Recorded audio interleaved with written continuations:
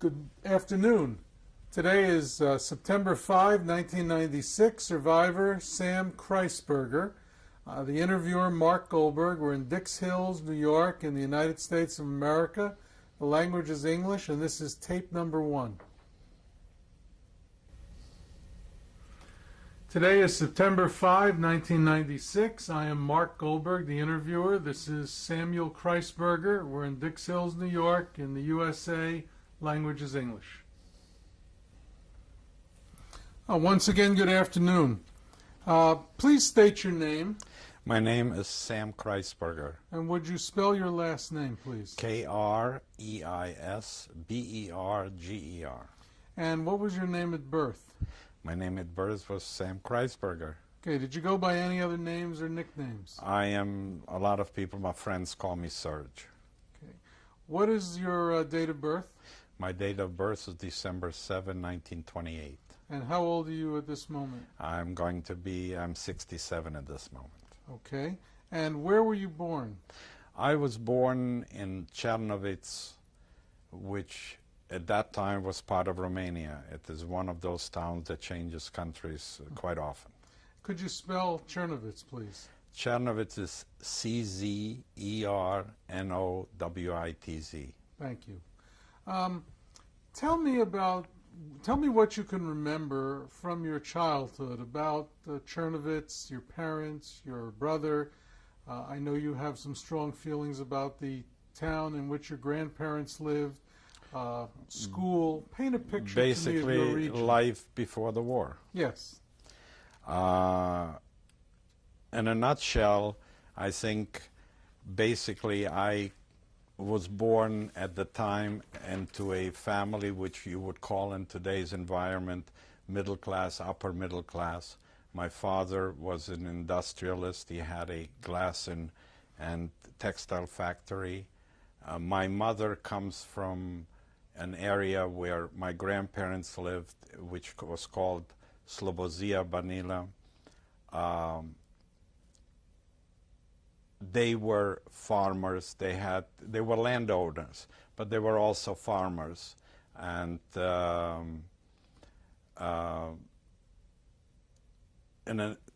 basically, I can say that when I was born with a golden spoon in at that time.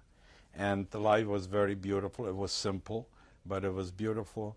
I went to a private kindergarten when I was kindergarten age. After that, I went to a private elementary school. Summers were spent most of the time at my grandparents' home in the country, where being the first grandchild, I was king, that I was safe from my punishment from the parents because the grandparents surely spoiled me. And they had a great influence on my life, the grandparents. I'd like to talk about them a little bit because they have meant a great deal to me. My grandfather was a man of about 6'1", 6'2", a large man. My grandmother, a diminutive, small lady, but with a great heart. What I can remember as a child, the love that they have given me, that they lived in the village, and the only way, it was about 20 miles from Chernovitz, from memory and from the best I can judge at this point. And the only communication between the two was a bus that went once a day in one direction, came back. And what is so important to me, which I realize now what it meant, is I used to love sweetbreads. And my grandmother used to make it for me once a week, stand by the road waiting for the bus, summer or winter, and that bus could be an hour early, an hour late, 2 hours late. She would wait because the bus station was very close to my father's factory. And she knew, and he knew the bus drivers. So they knew when they brought the sweetbread, they brought it to my father's office, and I had sweetbreads. And They have instilled in me a tremendous sense of family, sense of Jewishness, sense of pride. They were basically of a more Hasidic background. I, growing up in Chernovitz, which is a town of about 50, 60, between 50 and 60,000 Jews at the time. That was probably about the half of the population, or maybe 40% of the population of the town. It was a very, due to the fact that that was part of the Austro-Hungarian Empire, it was a town of great culture. It was very tied to Vienna. Whatever, if you had if you had to go to a doctor, you wanted to go to a doctor, went to school in Vienna. If you wanted to go to university, you went to Vienna rather than to Bucharest or to Paris or any place else. It had those original ties from before 1980, when it was tied to the Austro-Hungarian Empire.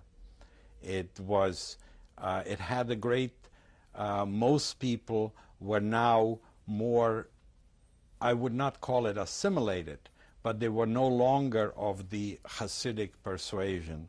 They were now more modern type of Jewish people, and that's the way I grew up in that environment in Chernovitz.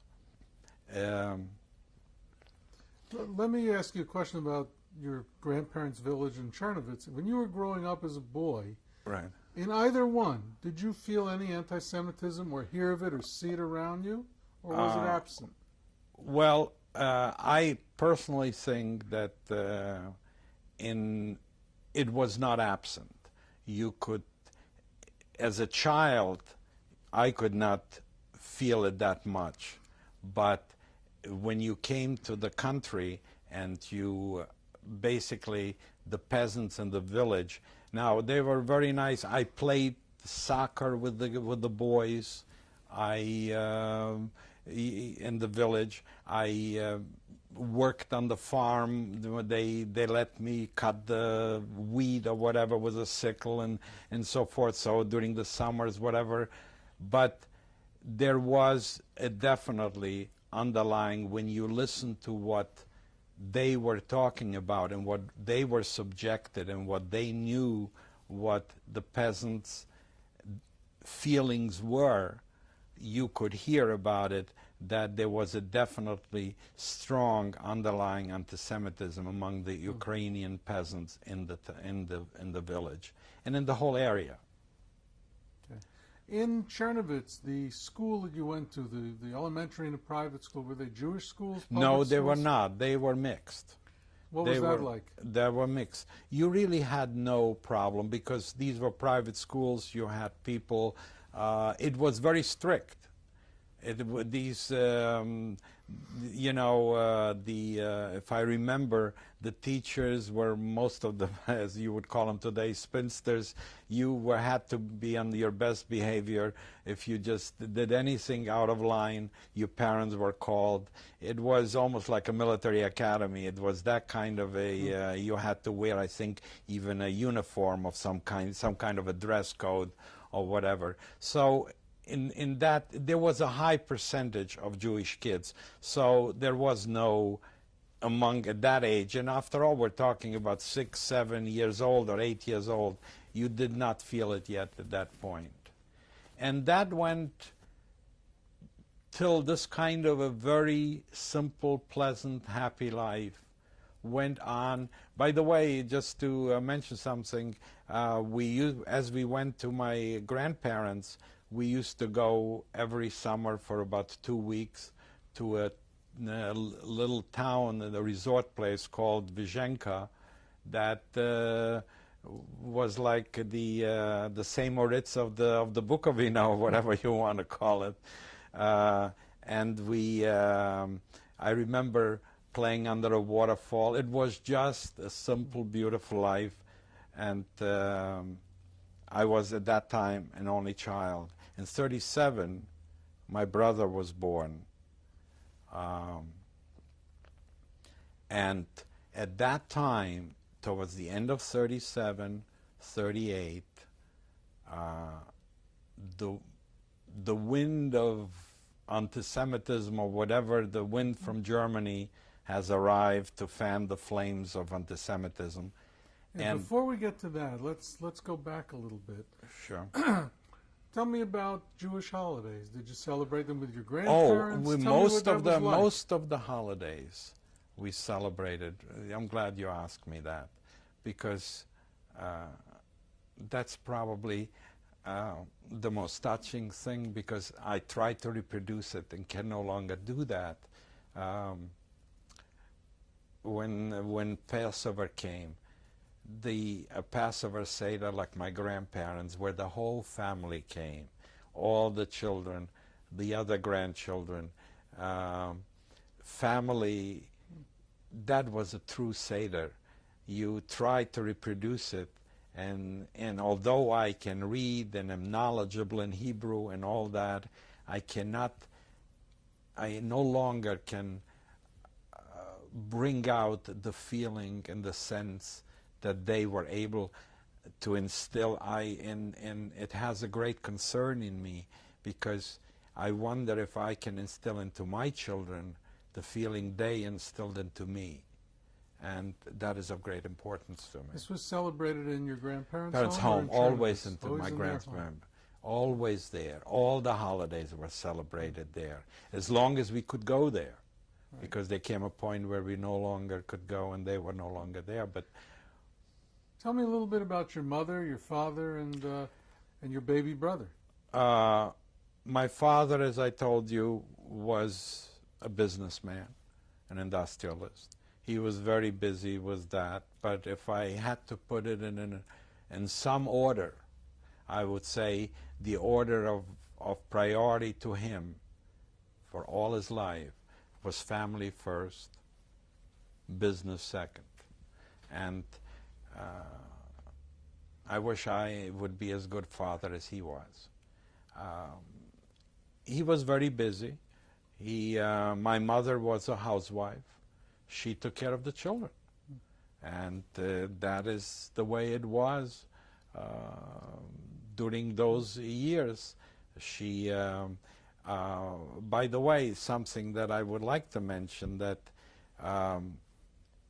I was able, from the age of 3, I had a Hebrew tutor. And I'm not talking about going to a yeshiva where you study like a Hasidic kind of environment. I studied Hebrew, modern poetry by Chaim Nachman Bialik, a real Hebrew. And today I find that many Israelis that I meet that ask me, how come you speak Hebrew? Because you come from Eastern Europe, and most of them that wasn't the environment. But as I told you, Chernovitz was more a modern kind of educational environment. So I was able to read Hebrew before I was able to read the regular alphabet.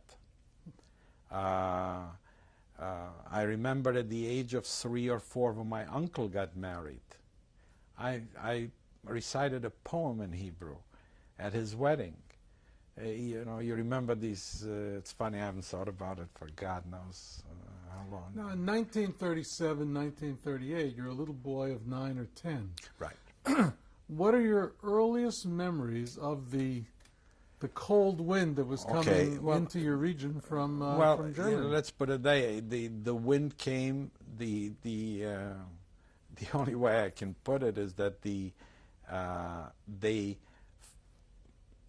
made the fire, but the flame was always there. The level of anti-Semitism was always, I think, there. It was just brought out into a much more brighter flame. What happened is that the king, we were under King Carol, and the funny part is that, you know, as a child of 10, you would think that the thing that I'm going to tell you, what child of 10 in the United States today knows, is as aware about current events or whatever, but in there you were aware, because that was part of life. It affected you in every day. You knew about it. It was discussed all day long at home. A totally Nazi prime minister that was subservient basically to Hitler, Codriano, was brought to power. And that name you don't forget, because it brought the chill to all the Jews. We knew what that would mean, what it meant. Fortunately, the king felt threatened by him. So, like all the kings or dictators or so, he was put into prison, had an escape, and was shot during the escape. But he could not. What he did instead, he put another anti-Semite called Kuza, and this was a common word that all those Jew haters were called Kuzisten, because they were followers of Kuza. And he was the same mold as the other one, except he was subservient to the king, not to Hitler. So at that point, for instance, they almost started to enact laws that affected us. For instance, you had to open all factories and all stores had to be open on Saturday. Now that affected a lot of Jews. It so happened that my father didn't have the problem, because there could always, somebody else could be in the factory and he didn't have to come in, but he could keep it open. You could not, otherwise you lost your license or whatever. It got to the point where if somebody your age or whatever wanted to beat you up, you just had to get beaten up and you couldn't hit back. That is the way it started. It wasn't as bad as all that, for the simple reason that it was a large Jewish community of 40, 50, between 50 and 60,000 people. So you were sort of isolated, insulated. You were not in a ghetto. You were spread. You lived in a nice neighborhood and so forth. But most of the people living in the building were Jewish. So you really were not. But the laws, if I remember that sometimes when my father had to do something for the business on a Sunday, this is vividly in my mind, that once he got caught, he used to go into the office and lock the door, but one day some informer, whatever, and the police came, and you had to pay him off, otherwise you would have gone to jail for have gone into the office on Sunday. So these are the kind of things that were not there prior to 1937, 38. So those kind of things started to happen and were the beginning of a new environment. Now, how did that progress? What happened in 38, 39, 40? Well, in 39, obviously, the world, you're aware, and so is everybody else, there was the pact between Ribbentrop and Molotov, and in August and whatever, and in September, the Germans invaded Poland, and the Russian invaded Poland from the other side, and they divided Poland. During that year, we had many people, when that happened, and that is something that I remember, during that, when the Russian came into Poland, a lot of people tried to run away, and the only way, we were the closest to the Polish border. People came over, Jews and non-Jews, and a level of anti-Semitism that you could have experienced from the Polish people, that they came, some of them, with nothing, and you tried to give them shelter. And we gave shelter to a number of people that, some of them were Jewish, but when us or a neighbor of ours wanted to give shelter to a Polish family, they rather sleep on the street than sleep in a Jewish home. This is a non-Jewish Polish These family. are non-Jewish. Their level of I have no other word but hate was so deep ingrained that they really did not want to even accept the kindness. And these are things that you sort of show prelude to what came later and over the years. But going back in your chronology, that happened in 39.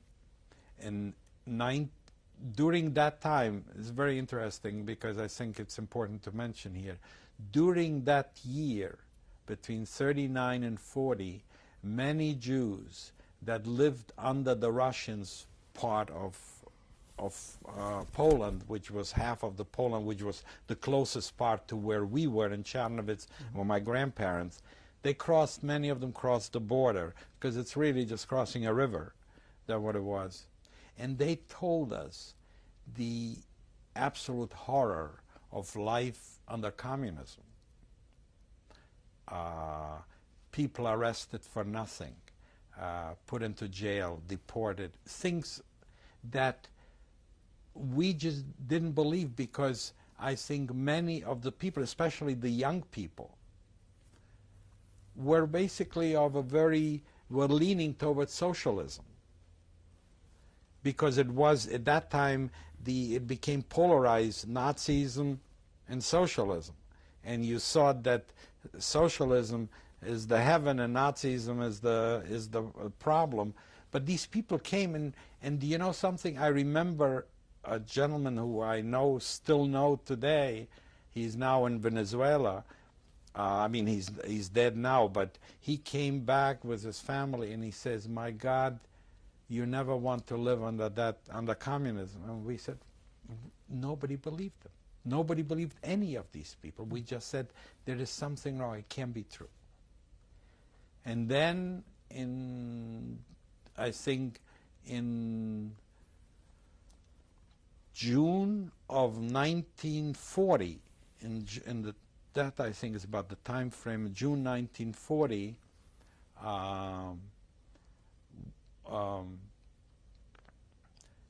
the Russians gave an ultimatum, and this was part of the deal with the Germans, that they divided their spheres of influence, and they gave an ultimatum to the King of Romania that they are going to take back the two provinces. One, they claimed Bessarabia, which used to be part of Russia, Tsarist Russia, so they had some claim to that. But they also took in, for some reason, the Bukovina, of which Czernowitz was the capital. They decided that was the ultimatum was, you are going to give up these two provinces. And there was no really the ultimatum came one night, and the next day the Russians were in town, and they occupied, and they just crossed the border from Poland, and they took over. This was not a war, so we had a lot of Russian military come in, but there was no fighting. They just came in and took over, and that night the Romanians fled. The government employees, the Romanian military, they just fled back into Romania. It all happened in a 24-hour period. We had a neighbor living across we were on the first floor of the street where we were living. Across from us was a Romanian family. On that floor, there were two apartments. They fled that night, and there was an empty apartment. And that day, and I think it's important that we mention that day a Russian family moved in. And as I told you, military people came, but we didn't know what they were. They wore, the only thing what is still vivid in my mind, they all had blue epaulettes. They wore a green uniform, but they had blue epaulettes, and they had some red insignias on them. And we didn't know what they were. And this family moved in during that, whatever day in June that was. I don't remember what day in June that was when they came in. And they moved in with two young girls that were, I think, slightly older than me, my age or maybe 2-3 years older. And they came with very few things. So my mother felt, you know, they tried to be hospitable, so she went across and offered them pillowcases and where to sleep and some things to cover in their home and whatever they needed to be able to survive till they get settled in their home. We did not know yet even the husband. We just saw the wife that was brought in and moved in with whatever suitcases they had and the two girls. And the reason why I'm mentioning this to you, because that event had probably is one of the reasons I'm sitting here talking to you. And it will come out a little bit later. What we learned later, that all these people with those blue epaulettes and so forth were not military men. They were part of the NKVD. That means the Russian secret police. The KGB is for foreign spying, and the NKVD under Barry Lavrentia, the one that was the butcher in Russia, they were, by the thousands they came in, because there was no war. They just came to take care of Stalin's order. So what we found out, and then the husband came home that evening, and he came to thank us what we have done for the wife during the day, and we found out that he was a colonel in the NKVD, probably one of the top people of the occupying forces, and his name was Finkelberg. Now, he didn't know, I mean, I know that he was of Jewish background because Finkelberg, this Russian is not called Finkelberg. His wife was not Jewish. He was not Jewish. His kids were not Jewish. But his name was Finkelberg. And he just was very, very grateful to us about how we helped his wife. And eventually they got furniture and trucks came and delivered and they lived. Everything was fine.